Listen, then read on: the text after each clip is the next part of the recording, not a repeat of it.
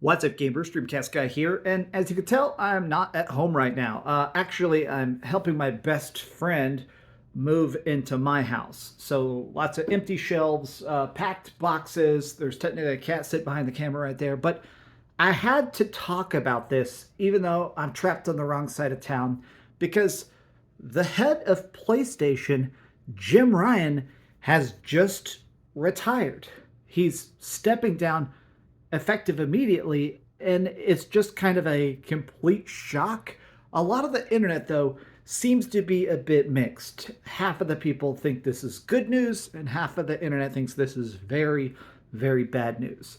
Now, I want to break down why these two camps have their very separate thoughts, because I think both are valid. If you enjoyed this video, be sure to give it a like and subscribe if you haven't already. Now, first and foremost, when is this happening? Jim Ryan is just claiming this is retirement. He's a pretty old guy. Honestly, I'm glad a bunch of people in the gaming industry are able to just retire and go live out on an island or whatever the hell. But this is happening effective immediately. In the interim, other people at PlayStation are stepping in to help run it. Obviously, it's not going to have no CEO, but it sounds like they're going to have a totally new CEO step in and take over effective April 1st, 2024. So there's going to be like a 6-month changeover period. But I think part of the reason that some people are celebrating this is because a lot of people have not enjoyed the era of Jim Ryan. Jim Ryan, as head of PlayStation, had some of the highest console sales ever. I mean, even if you didn't like the PlayStation 4 or you're not in love with the PlayStation 5's exclusive games, you cannot deny the fact that profitability-wise, Jim Ryan definitely understood how to make PlayStation a big market name. But the biggest criticism that a lot of people have had about the Jim Ryan era, and it's one I have talked about, is the fact that he had this veil of silence. In the PlayStation 3 era, in the PSP era, in the PS2 era, the early PS4 era, there was a lot of chest pounding. There was a lot of times where Sony wanted you to buy their games, but they also wanted to have PlayStation gamers. They would be talking about, here's what games we have, here's what's coming up next, here's a trailer, here's a release date. Schedules were packed.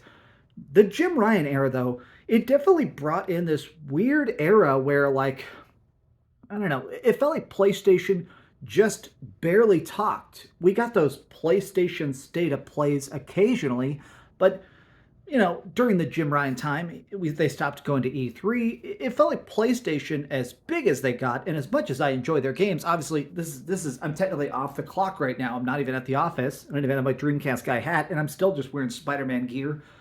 To me, that is a testament to the fact that they understood how to maximize the games that meant most.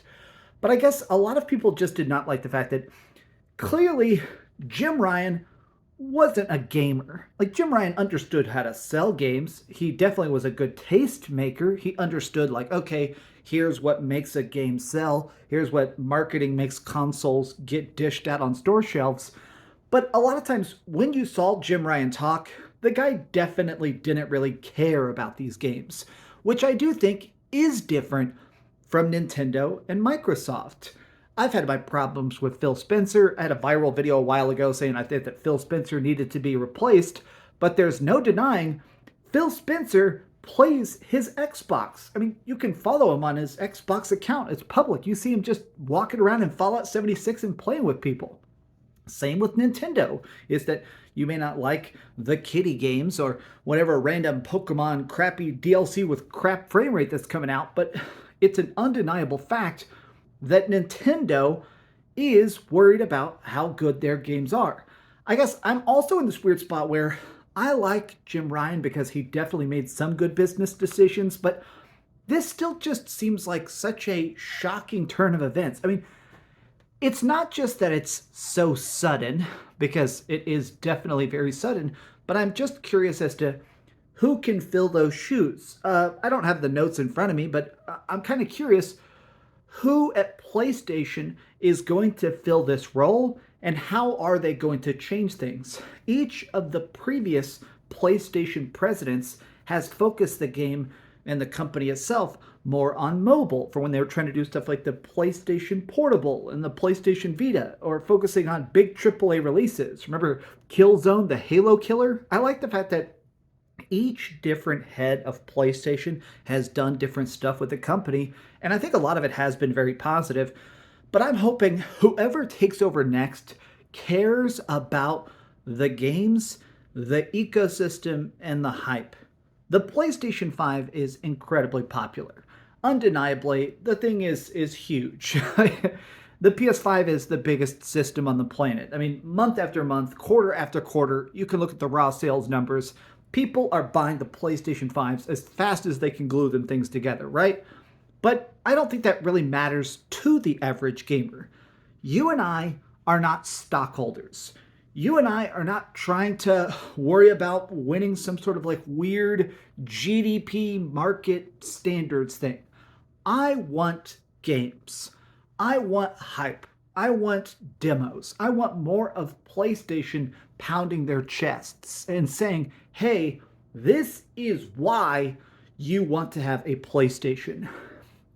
Going forward, I guess I'm just curious to see what comes next. Maybe they've already announced his successor, but personally, I would say Yoshi P. Or sorry, not Yoshi P, that's the guy from Final Fantasy XIV. Sorry, Shuhei Yoshida, the head of indies over at PlayStation. He's a guy who definitely plays the games, cares about the games, and also, I do like that Shuhei Yoshida definitely cares a lot about, big projects, small projects. He just wants cool stuff to be on PlayStation. This is still just such a shocking turn of events. I mean, obviously, there's a reason I'm filming this, even though right now my poor friend is off over here eating a chicken sandwich. We literally interrupted dinner to film a video. But what do you guys think about this? Is this going to be positive? Is this going to be negative? And are you excited for the future of PlayStation? And I guess here's an extra question to that. What shakeup do you want from PlayStation going forward? My personal pie-in-the-sky dream, I do want another handheld. I do wish that we had some sort of like PlayStation version of the Steam Deck, something that actually played PlayStation games incredibly good, incredibly easy, press install, play it, unlock trophies, unlock achievements. I want something like that. I want something like the PSP and the PlayStation Vita to come back. But I kind of think the era of a portable PlayStation has come and gone. But tell me your guys' thoughts in the comments down below. And please, if you could, give this video a like, subscribe if you haven't already, and keep dreaming. All right, I'm going to go finish eating. I'm starving.